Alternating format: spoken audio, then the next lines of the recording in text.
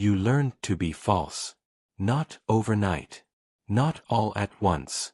But you learned it, the way a person learns to walk with a limp after an old wound that never fully healed. So gradually, so naturally, so completely, that eventually the limp started to feel like the normal way of moving through the world. And here is the part that cuts deepest. You were not taught to lie. You were taught to survive. And somewhere between surviving and living, somewhere in that long, quiet, unwitnessed distance between the two, you became someone you were never supposed to be. Think about that for a moment. Not the small falseness. Not the polite smile. Not the "I'm fine" that you say when you are anything but. Think about the deeper one. The one that runs underneath everything. The one that has been running for so long that you stopped noticing the sound of it. The version of yourself that you built, carefully, patiently, piece by piece, not because it was true, but because it was accepted. The version that knew how to make the room comfortable. That knew how to soften the edges of its own truth, so no one around it would feel the sharpness.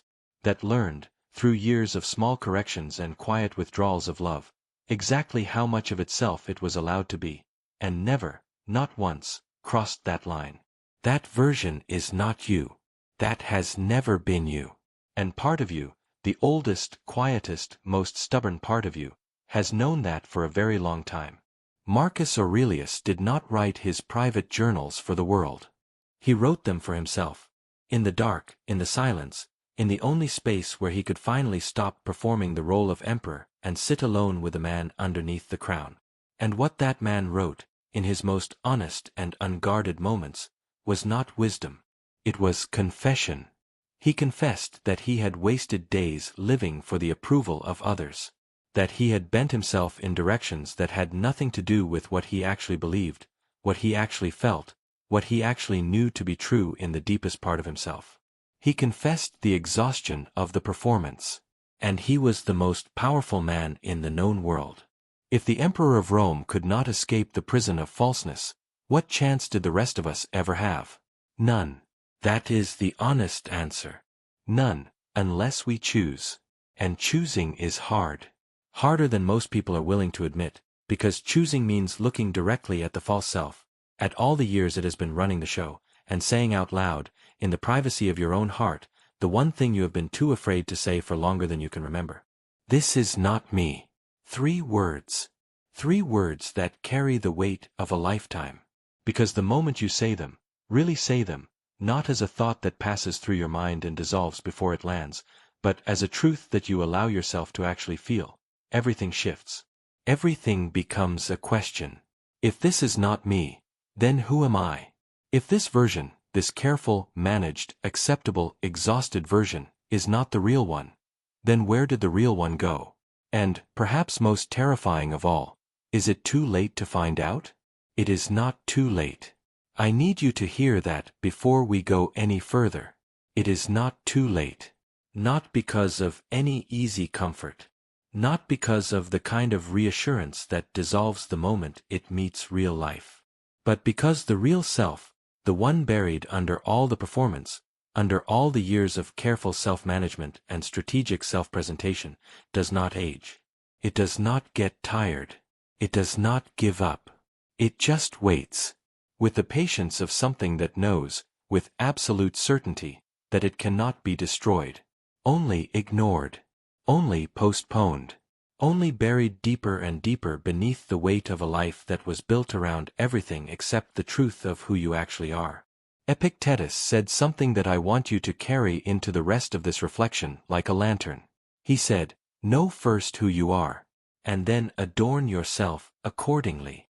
Not, perform who the world needs you to be. Not, become whoever keeps the people around you comfortable. Know first who you are. First. Before everything else.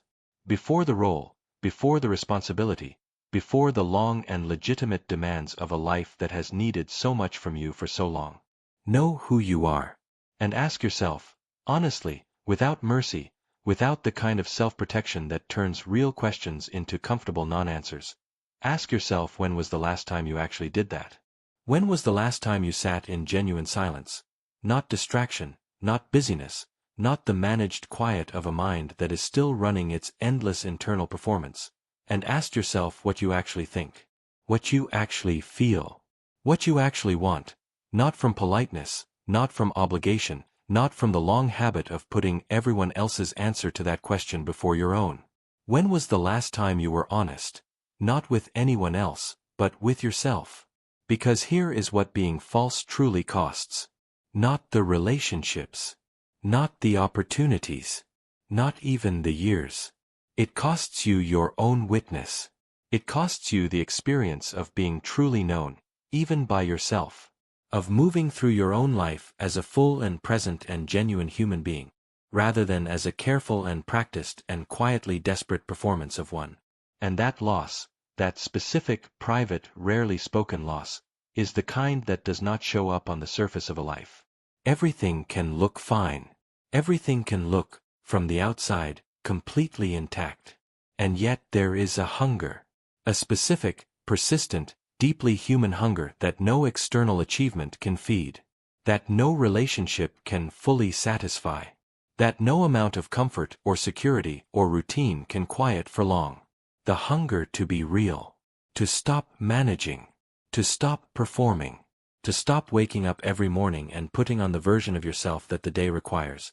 And instead, just once, just for a moment, to wake up and simply be the person who was there before all of this began. If this is landing somewhere real inside you, if these words are touching something that has been waiting a long time to be touched, I want to ask you something simple. Subscribe to this channel. Leave your like. Not as a transaction. As a signal. A signal that this kind of reflection matters. That there are still people who want to go deeper than the surface of things. Every person who does that carries this message one step further, toward someone who needs it exactly as much as you did when this began. The false self is not your villain. I want to say that clearly, because what comes next requires you to look at it without hatred. The false self was built by someone who was trying to survive love. Not avoid it. Survive it. Because love, in most people's experience, was not unconditional. It came with edges. It came with expectations. It came with the quiet but unmistakable message that certain parts of you were welcome, and certain parts were not. And you, being human, being hungry for connection the way all humans are hungry for connection, made the only choice that felt available. You left the unwelcome parts outside. You learned which rooms of yourself to keep closed, which truths to keep quiet, which feelings to manage before they became visible. Which version of yourself had the best chance of being loved, and you became that version, so completely and so thoroughly that the original eventually became a stranger. A stranger you still pass in the mirror sometimes. In the early morning. In the unguarded moments. In the silence between one demand and the next, when the performance drops for just a second and something older and truer surfaces briefly, like a face seen through water, before the day resumes and covers it again. You know that face. You have always known it. And it has always known you. As you sit with this reflection, and I hope you will sit with it, truly, without rushing past the parts that sting, you may find that what you feel right now has layers. I left something in the comments for those who want to go deeper. A simple reflection. Something quiet and unhurried, for the moments when this channel closes and the silence begins and you are left alone with everything this stirred up. It will be there. Whenever you are ready. There is a moment. Most people cannot name it. Cannot point to it on a calendar or place it in a specific year. But somewhere inside them, in that wordless, honest place that exists beneath memory, they know it happened. The moment they chose the mask over the face. Not consciously. Never consciously. But the choice was made. And life, from that point forward, organized itself around that choice in ways that felt so natural, so inevitable, so simply how things are, that questioning it started to feel like questioning gravity. Why would you question gravity? It has always been there. It holds everything in place. Without it, nothing would stay where it belongs.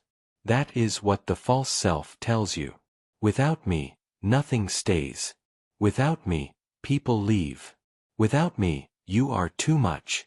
Without me, you are not enough. Without me, you are alone.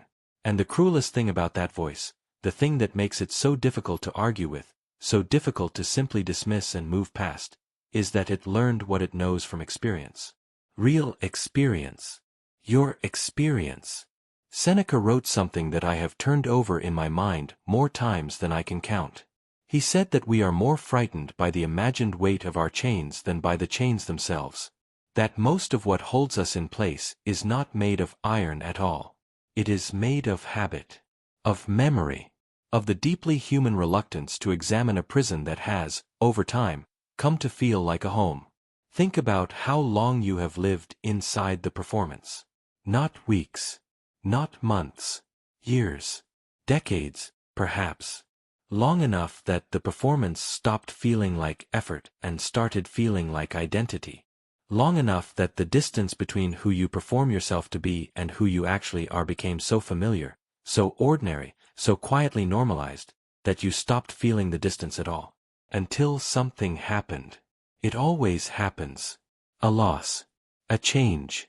A silence that arrived without warning and refused to leave. A morning when you woke up and the weight of it, the accumulated, unacknowledged, patient weight of years of self-abandonment, was simply too heavy to carry without noticing it anymore. And you noticed. God, you noticed. That noticing is not a breakdown. I want to say that clearly, because too many people experience that moment and immediately try to push it back down. They mistake the signal for the problem. They think the discomfort is the thing that needs to be fixed, when in truth, the discomfort is the first honest thing they have felt in years. It is not a breakdown. It is a breakthrough trying to happen in a person who has spent a long time making sure nothing breaks through. And it is asking you, quietly, persistently, with the patience of something that has been waiting far too long already, to stop. Just stop. Stop managing. Stop performing. Stop maintaining the careful, exhausting architecture of a self that was built for survival and never upgraded for living. Stop. And listen. Epictetus knew the sound of that interior silence. He knew what it asked of a person. He knew how frightening it was to stop filling the quiet with noise, with busyness, with obligation, with the endless forward movement of a life that never pauses long enough to ask whether it is moving in the right direction. He said something that sounds simple until you sit with it long enough to feel its full weight. He said, "Seek not that the things which happen should happen as you wish, but wish the things which happen to be as they are, and you will have a tranquil flow of life." And I know, that sounds, on the surface, like surrender, like giving up, like accepting less, like the kind of passive resignation that dresses itself in philosophical language to avoid being called what it really is. But it is not that. It is the opposite of that. Because the thing Epictetus is pointing to, the thing he is asking you to stop fighting, is not your life. It is your image of your life. The image you constructed. The version of yourself and of the world, and of what love and belonging and safety were supposed to look like, that you have been defending, maintaining, protecting at enormous personal cost, for an enormous length of time. He is asking you to let the image go, not the life. The image. And feel, perhaps for the first time in a very long time, what is actually here. What actually remains when the performance stops. What remains, I want to tell you, is not emptiness. I know that is the fear. That if the performance stops, if the careful, managed, acceptable version of yourself finally steps aside, there will be nothing underneath. That the real self, the one that was buried so long ago and left untended for so many years, will have withered into nothing. That the authenticity you are being invited back toward will feel not like coming home but like arriving at a house that has been vacant too long to live in anymore. That is the fear. And it is not true. What is underneath the performance, what has always been underneath it, waiting with a patience that should honestly astonish you, is a person. A full, complete, weathered, complicated, specific, irreplaceable human person. With opinions that are actually their own. With feelings that have not been managed into acceptability. With a perspective on this life, on what it costs, what it gives, what it means, that is unlike anyone else's perspective on earth. With wounds, yes. With regrets, yes. With the particular grief of a person who looks back over a long stretch of years and sees, with the clarity that only distance can give, how many of those years were spent performing rather than living. But also, and this is the part one need you to hear, with an extraordinary amount of life still ahead. Many people have asked me how to carry this kind of reflection beyond a single moment, how to let it change something real, rather than simply feel it and then return to the same patterns by morning. That is why I left something in the comments. A small book. One that moves gently through exactly this territory. The false self, the buried self, the long and patient work of returning to something real. It is not a prescription. It is a companion. For the quiet hours. For the moments when this reflection is still echoing and you want something to echo alongside it. There is a question that Marcus Aurelius returned to again and again in the privacy of his journal. Not out loud. Never out loud. But in the dark, in the silence, in the space where the emperor finally became just a man. He returned to it like a wound he could not stop pressing. Am I living my life, or am I performing it? And I want to place that question gently in the center of this moment. Not as an accusation, not as a condemnation of anything you have done or not done or chosen or avoided, but as an invitation. The most important invitation you may receive this year. Are you living your life? Not managing it. Not maintaining it. Not navigating it with the careful, practiced skill of a person who has learned exactly how much pressure each relationship can bear, and exactly how much of themselves they can reveal before the room gets uncomfortable. Living it. Waking up in the morning and feeling, with some genuine frequency, that the person walking through the day is the real one.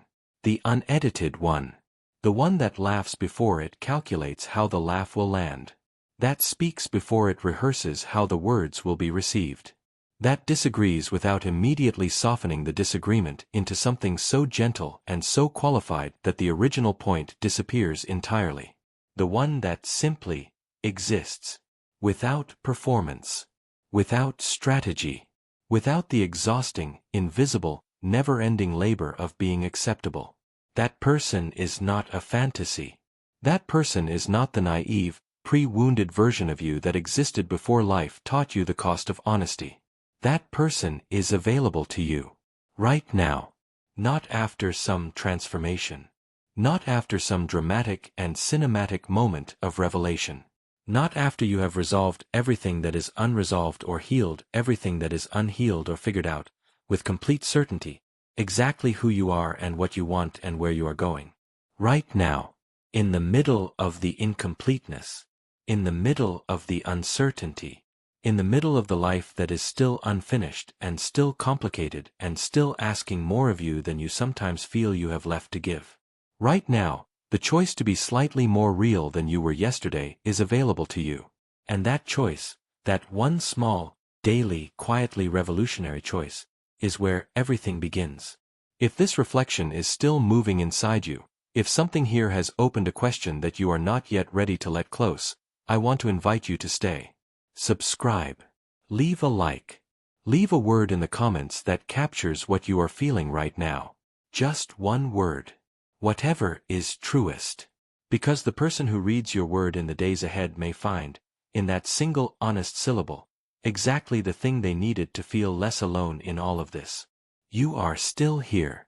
That matters more than you know. Not because staying means you agreed with everything. Not because still listening means you have already decided to change, to open, to let something real back in after so long keeping it at a careful and manageable distance. But because something in you, that oldest, most stubborn, most quietly insistent part, chose not to look away. And that part does not choose lightly. It has been patient for a very long time. It has watched the performance. It has waited through the decades. It has sat in the back of every room you ever entered as someone slightly other than yourself, never leaving, never surrendering, never accepting the false version as the final one, and it has waited for a moment exactly like this one. A moment when you were tired enough to stop running, quiet enough to hear something true, ready enough, just barely, just enough, To consider the possibility that the life still ahead of you does not have to look like the life already behind you. Marcus Aurelius, in one of the last entries of his private journal, written near the end of a life that had asked everything of him, wrote something so simple and so devastating that I have never been able to read it without feeling the full weight of it land somewhere deep and unprotected. He wrote, "It is not death that a man should fear. He should fear never beginning to live." Not death. Never beginning to live.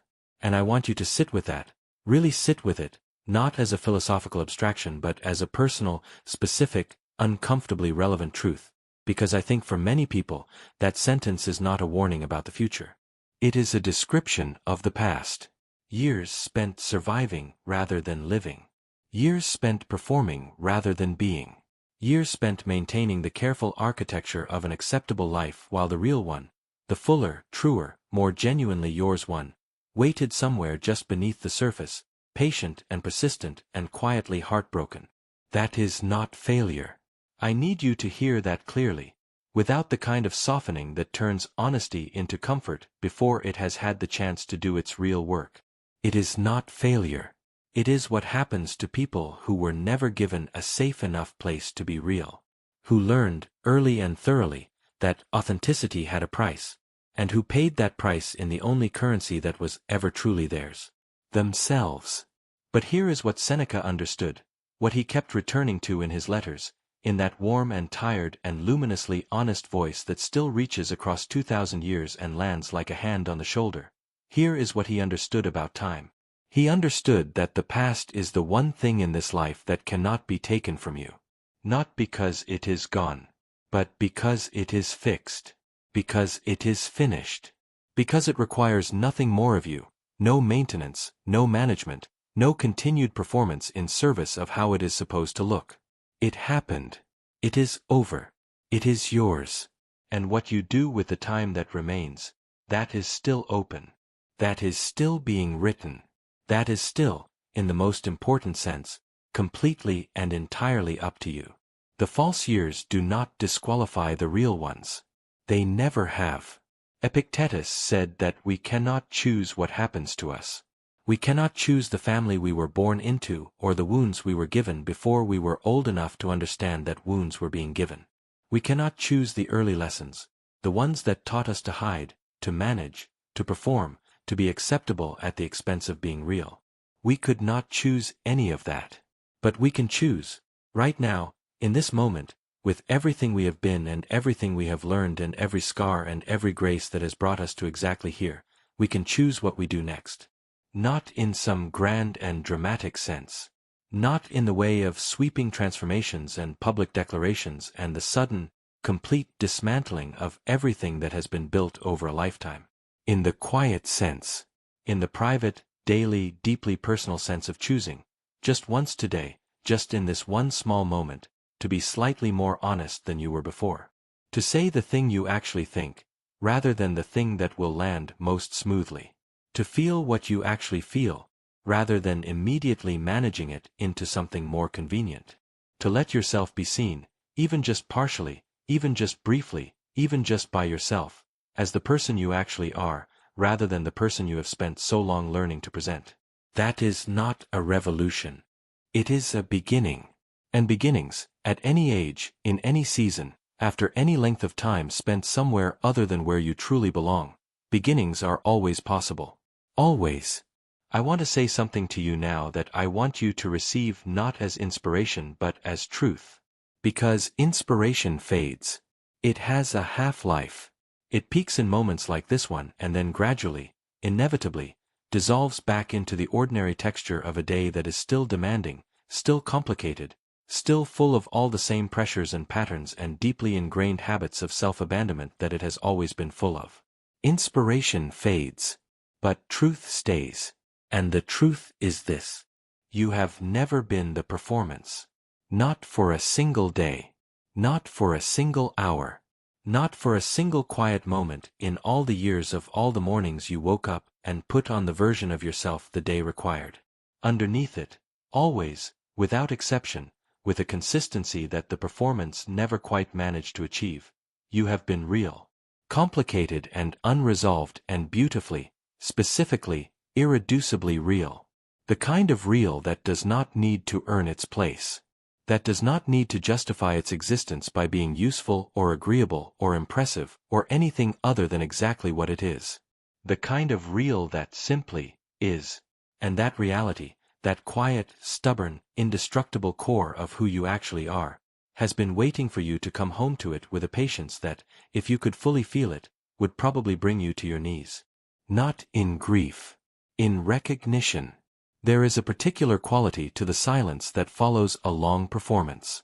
When the curtain finally comes down. When the audience goes home. When the stage lights go dark and you are left alone in the quiet with nothing to manage and no one to perform for, and the only sound is the sound of your own breathing in the dark. That silence is not empty. It is full. Full of everything that was waiting for the noise to stop. Full of the thoughts you were too busy performing to think. Full of the feelings you were too afraid of being seen feeling to actually feel. Full of the self that was always there. Always watching, always waiting, always knowing that eventually the performance would end and it would finally, after so long, have the floor. That silence is not something to fear. It is the most honest room in the house. And the door to it, that door you have been passing every day for years, the one that leads to the unperformed, unmanaged, unacceptable and completely irreplaceable truth of who you are, that door is not locked. It has never been locked. It was only ever closed. And closing a door is not the same as losing what is behind it. Marcus Aurelius ended one of his most private entries with a sentence that reads less like philosophy and more like a prayer. He wrote, "Confine yourself to the present, not the past, with all its accumulated evidence of falseness and self-abandonment and years spent somewhere other than where you truly belonged. Not the future, with all its uncertainty and its unanswerable questions about whether it is too late, whether real change is still possible, whether the person underneath all the performance is still intact enough to build something genuine upon. The present. This moment. This breath. This specific, unrepeatable instant in which you are exactly who you are. No more, no less, no performance required. And the only question that matters is the simplest and most difficult one there is. What is true for you right now? Not what should be true. Not what would be convenient to be true. Not what has always been presented as true to the people and the world around you. What is actually, quietly, in the deepest and most unguarded room of your own interior life, true? Start there. Just there. Just that. Because the real life, the one with your actual name on it, the one that fits the shape of who you genuinely are rather than who you have learned to convincingly appear to be, does not begin with a grand transformation. It begins with a single honest moment. A moment like this one. A moment in which something in you stopped pretending, even briefly, even privately, even in the silence between one breath and the next, and decided, quietly, without fanfare, without any guarantee of how it would go, to come home. If this message is still echoing inside you, if something here opened a question that you want to keep sitting with, in your own time, without hurry, I left something in the comments for you. Something simple and unhurried, and written for exactly the person who is feeling right now what you are feeling. It will be there whenever you are ready. There is no rush. The truth you are moving toward has been waiting this long. It can wait a little longer, but not too much longer, because the time that remains is precious, and it belongs, finally, to the real you. You are not too late. You are not too broken. You are not too far from yourself to find your way back. You are simply human. And being human means carrying the extraordinary capacity to begin again. Not perfectly. Not without fear. Not without the weight of everything that came before pressing quietly against the fresh start you are trying to make. But genuinely. With the specific and irreplaceable truth of who you are as your only compass. And that, after everything, after all the performance, all the management, all the years of being almost yourself but never quite, that is more than enough. That has always been more than enough. The most dangerous lie you ever told was the one you told yourself. And the bravest thing you will ever do is stop telling it.